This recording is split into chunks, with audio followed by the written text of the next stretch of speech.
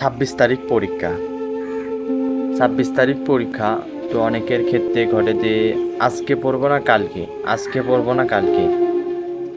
আপনার কাছে আমি অনুরোধ করে বলি ভাই, এই বিষয়টা আপনি মাথায় রাখবেন না।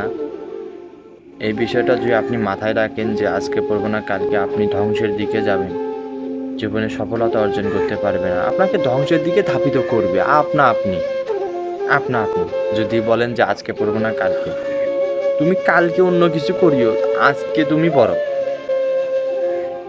তুমি কালকে অন্য কিছু করিও, আজকে পড়ো তুমি, তাহলে তুমি জীবনে কিছু করতে পারবে, আর যদি বলো না আজকে পড়বো না কালকে, তো তুমি গেলে, তুমি চলে গেলে, তোমাকে আর কেউ আটকাতে পারবে না।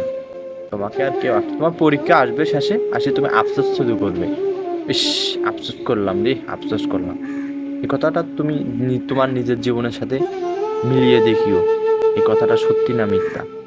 তুমি তোমার নিজের জীবনের সঙ্গে মিলিয়ে দেখিও আমার কথাগুলো। তোমার কাছে আমি অনুরোধ করি ভাই, এই বিষয়টা তুমি মাথায় রাখবে না। এই বিষয়টা মাথায় রাখলে তুমি সফলতা অর্জন করতে পারবে না। তুমি আমার কথাগুলো তোমার নিজের জীবনে মিলিয়ে দেখো, সত্য না মিথ্যা আমি বলতেছি।